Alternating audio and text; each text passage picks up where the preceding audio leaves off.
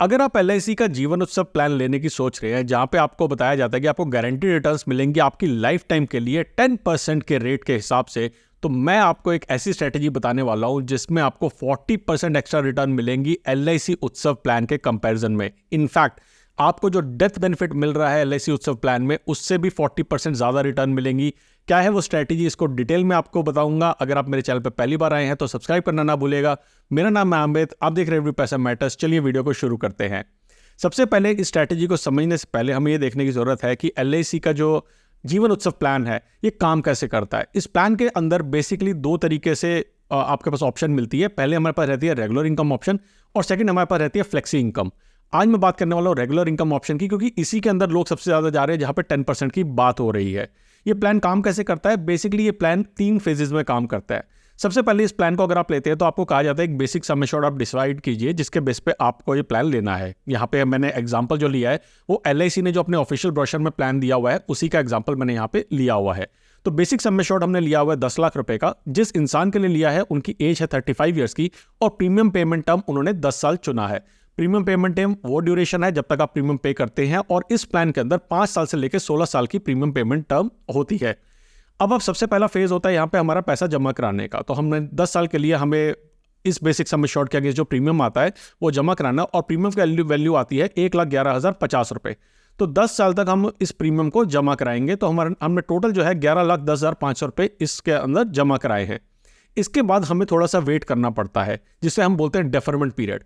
Deferment period अगर आपने 5, 6 या 7 साल का आपने प्रीमियम पेमेंट टर्म लिया है तो 11वें साल तक का आपको डेफरमेंट होता है, यानी कि अराउंड 5, 6 या 7 साल के लिए आपको वेट करनी पड़ती है ताकि आप कोई इनकम स्टार्ट हो सके।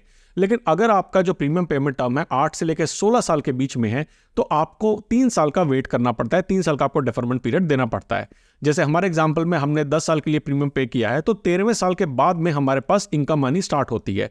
तो जो दूसरा फेज है वो है हमारा वेट करने का फेज, यानी कि यहाँ पे हम ना पैसे दे रहे हैं ना हमें कोई पेमेंट मिल रही है, हम सिर्फ वेट करेंगे इस पीरियड के अंदर कि इसके बाद हमारे पास इनकम आनी स्टार्ट हो जाए। उसके बाद हमारे पास इनकम आनी स्टार्ट हो जाती है जो कि 1 लाख रुपए आते रहता है और ये कब तक आता रहता है? जब तक जो भी इंश्योर्ड है, आपने अगर अपने नाम से लिया है तो जब तक आपकी डेथ नहीं हो जाती है तब तक 1 लाख रुपए आपको हर साल मिलता रहेगा। अगेन यहाँ पे मैंने एनुअल वाला प्लान लिया हुआ है क्योंकि ये एग्जांपल में दिया है। इसके अंदर मंथली और क्वार्टरली पे आउट वाली ऑप्शंस भी हमारे पास रहती है, लेकिन सिंप्लीफिकेशन के लिए हम यही प्लान लेके चलते हैं। हमने हर साल प्रीमियम पे किया 1,11,050 रुपए और हमें 1 लाख रुपए की इनकम आनी स्टार्ट हो जाती है 13 साल के बाद में इस एग्जाम्पल के लिए, और ये आती रहेगी आपको फुल लाइफ के लिए। डेथ बेनिफिट की अगर हम बात करते हैं तो डेथ बेनिफिट स्टार्ट होता है आपका बेसिक सम एश्योर्ड प्लस जो गारंटीड एडिशन है उसके साथ में। और गारंटीड एडिशन हमारा क्या रहता है? ये रहता है 4% का या 40 रुपीज पर 1000 डिपेंडिंग अपॉन कैसे भी आप इसको देखना चाहें। तो डेथ बेनिफिट आपका 10,40,000 से स्टार्ट होता है और ये बढ़ता रहता है कब तक? जब तक ये 14 लाख रुपए नहीं पहुंच जाता है, यानी कि जब तक आप प्रीमियम पे कर रहे थे तब तक आपका गारंटीड एडिशन जो है चलता रहता है, उसके बाद वो फिक्स हो जाता है। यानी कि अगर इसके बाद इनकी कभी भी डेथ होती है तो 14 लाख रुपए का अमाउंट मिलेगा। इससे पहले कभी भी डेथ होती है तो जो भी अमाउंट यहाँ पे लिखा है ये मिलेगा। अब यहाँ पे मानते हैं अगर ये 35 ईयर के, इनका नाम लेते हैं रमेश है, रमेश की एज 35 ईयर है। अगर 55 ईयर की एज में इनकी डेथ हो जाती है तो इनको 13 साल बाद, यानी कि इनकी जो एज थी वहां से इनको इनकम मनी स्टार्ट हो जाएगी और इनको 55 एज यानी कि यहाँ तक इनको 35 + 20 अगर हम करें तो इनके पास अप्रॉक्सीमेटली 7-8 साल तक इनके पास इनकम आएगी और उसके बाद इनकी फैमिली को 14 लाख रुपए मिल जाएंगे। इस तरीके से प्लान काम करता है। मगर जैसा मैंने कहा वीडियो के स्टार्टिंग में, मैं आपको बताने वाला हूँ एक ऐसी स्ट्रैटेजी जहां पे आपको इससे 40% ज्यादा इनकम मिलने वाली है और डेथ बेनिफिट भी अराउंड 40% ज्यादा मिलेगा। इनफैक्ट ये चीजें 70%, 80% तक भी पहुंच सकती है डिपेंडिंग अपॉन आपकी पर्सनल कंडीशन या पर्सनल सिचुएशन क्या है। चलिए अब नजर डालते हैं कि वो प्लान काम करता कैसे है। जैसा हमने देखा यहाँ पे हमारे पास फर्स्ट फेज है जहां पे हम पैसा जमा करा रहे हैं। फर्स्ट फेज को हम बोलेंगे recurring deposit phase, RD phase. RD phase का मतलब है कि हमने इस टाइम के अंदर एक आरडी ओपन करी हुई थी क्योंकि हम रेगुलरली पैसे को जमा करा रहे थे। सेकंड हमारा आता है FD cumulative phase. FD cumulative phase इसलिए क्योंकि यहाँ पे हमने फिक्स डिपॉजिट ओपन कराई हुई है। जो डेफरमेंट पीरियड है उसके अंदर हमने फिक्स डिपॉजिट ओपन कराया हुआ है जहां पे हम सिर्फ वेट कर रहे हैं अपना पैसा डाल के कि ये पैसा हमारा ग्रो करेगा। और थर्ड हमारा जो है वो एफडी नॉन क्यूमुलेटिव फेज है।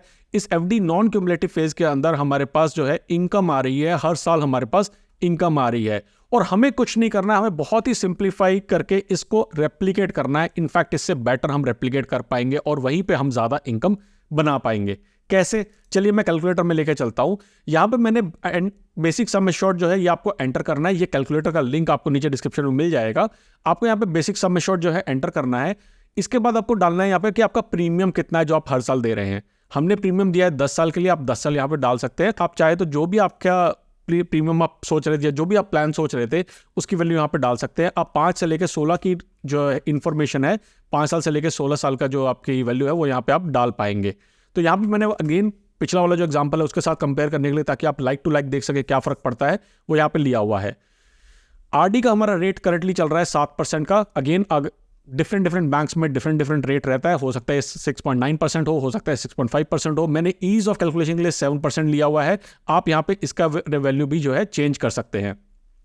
तो अगर हम 10 साल के लिए एक रिकरिंग डिपॉजिट करते हैं जहां पे हमारे पास 7% का रेट ऑफ इंटरेस्ट पे हमने पैसा जमा कराया है, तो 10 साल के बाद में हमारा अमाउंट पहुंच जाएगा 16,41,719 रुपए का।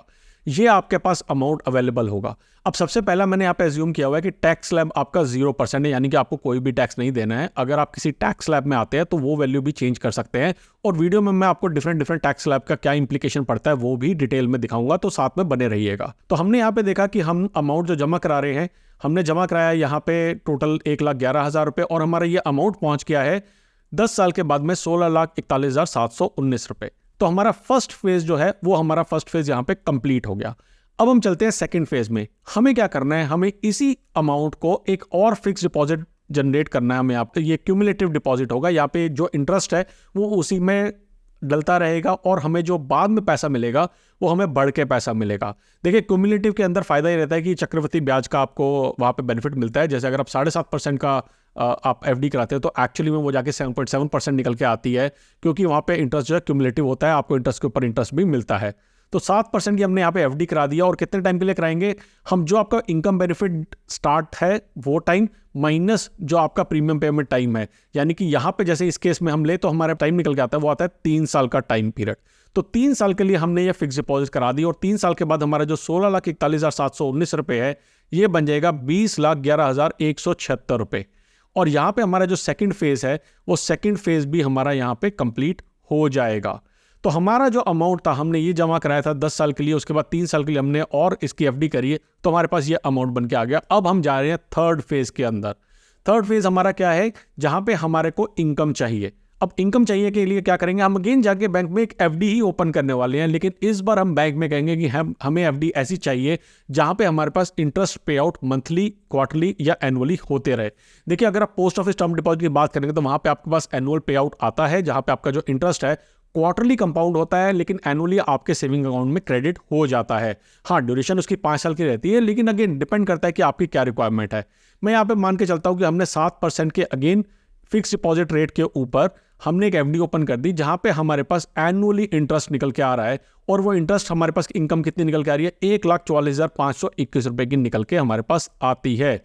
तो जो हमने अमाउंट डिपॉजिट कराया था सिर्फ वही अमाउंट डिपॉजिट कराया है। एज्यूम किया हमने ये हमारे रेट्स हैं, रेट ऑफ इंटरेस्ट है, और ये एप्लीकेबल रहेंगे फ्यूचर में भी अगर, तो उसके हिसाब से हमारी जो इनकम निकल के आएगी वो आएगी 1,44,521। तो मैंने यहाँ पे जीवन उत्सव प्लान जो है वहां पे हमारे पास मंथली इनकम आ रही थी 1 लाख रुपए की। सॉरी, मंथली इनकम नहीं, ये एनुअल इनकम है।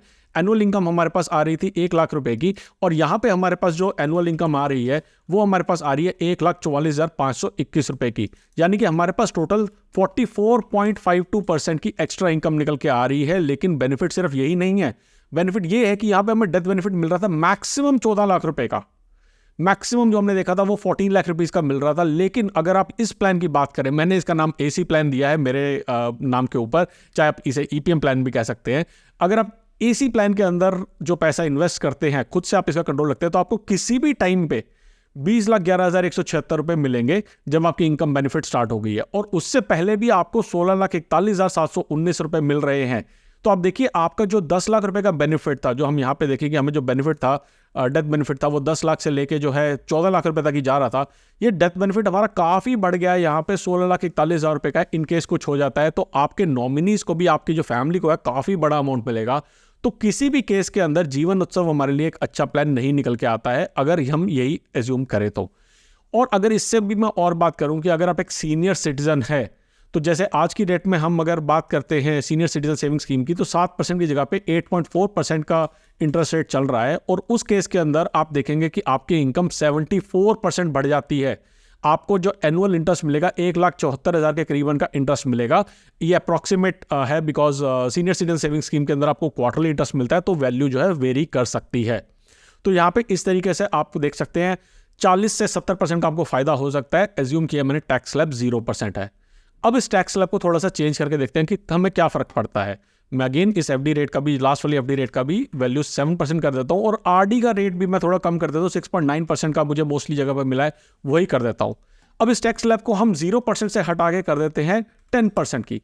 तो अगर 10% टैक्स स्लैब में आप आते हैं, आपको जो भी आपकी इनकम है उसके ऊपर टैक्स 10% का टैक्स स्लैब देना पड़ता है, बाकी का आपने बेनिफिट ले लिया है, तो आपको 22.10% का एक्स्ट्रा इनकम बेनिफिट होने वाला है। और डेथ बेनिफिट जो है उस पर भी आपको 35.46% का एक्स्ट्रा बेनिफिट होने वाला है। अब ये मैंने टैक्स लेवल की कहानी क्यों ले रखी है? देखिए, जो आपने ये प्लान लिया हुआ LIC का प्लान है, इस प्लान के अंदर जो भी आपको इनकम आएगी ये सारी की सारी टैक्स फ्री इनकम रहती है। इसलिए हमें लाइक टू लाइक कंपैरिजन करने के लिए ये जरूर कंसीडर करने की जरूरत है कि जो इनकम हमारे पास यहाँ पे आ रही है, यानी कि जो हमारे पास आरडी से पैसा आया उसके ऊपर टैक्स लगा के हमारे पास कितना अमाउंट पहुंचा, फिर हमारे पास जो एफडी से पैसा आया उसके ऊपर हमें टैक्स लगा के कितना अमाउंट पहुंचा, और जो उसके बाद हमारे पास इनकम आ रही है उसके ऊपर टैक्स लगा के हमारे पास, तो हमने तीनों जगह टैक्स को यहाँ पे कंसिडर किया है। इनफैक्ट टैक्स 30% के या 10% के ऊपर हमने 4% का सेस भी लगाया हुआ है। तो यहाँ पे हम बात कर रहे थे कि हमारे पास 10% भी अगर हम स्लैब में लेते हैं तो 22% की एक्स्ट्रा इनकम आती है, और डेथ बेनिफिट हमारे पास 35% एक्स्ट्रा आता है। और अगर ये हमारा बढ़ के 20% हो जाता है टैक्स स्लैब, तो भी हमारे पास 2% की एक्स्ट्रा इनकम आ रही है, लेकिन 28% का हमारे पास एक्स्ट्रा डेथ बेनिफिट है। ये बात ध्यान रखिए कि हमारे पास इनकम थोड़ी सी हमें फर्क पड़ रहा है, लेकिन डेथ बेनिफिट तो है, प्लस हमारे पास फ्लेक्सिबिलिटी है। वहां पे क्या है, वहां पे आपको सरेंडर बेनिफिट मिलेगा, और सरेंडर बेनिफिट काफी कम है। यानी कि अगर आप अपने प्लान को, जो कि पैसा आपने जमा कराया है, वो उसको वापस लेने जाते हैं तो आपको पैसा कम होकर मिलेगा। 30% अगर हम टैक्स स्लैब की बात करते हैं, हाईएस्ट टैक्स स्लैब की बात करते हैं, तो यहाँ पे हमारी इनकम कम हो जाती है। इनकम हमारी कम होकर 83,905 रुपीज रह जाती है, और उस केस में 16% हमारी इनकम कम हो जाती है। लेकिन डेथ बेनिफिट हमारा वहां पे करीबन आप देखेंगे 14 से लेकर 17 लाख रुपए, 3 लाख रुपए का हमें डेथ बेनिफिट एक्स्ट्रा यहाँ पे मिलता है। तो इन पॉइंट्स को कंसीडर आप करके देख सकते हैं कि क्या आपके लिए, आप कौन से टैक्स ब्रैकेट में आपको लगता है आप आने वाले हैं, और उस हिसाब से क्या आपको जो है ये जीवन उत्सव प्लान बेनिफिशियल लगता है या नहीं लगता है, या आप अपने कंट्रोल में चीज़ें रखना चाहते हैं।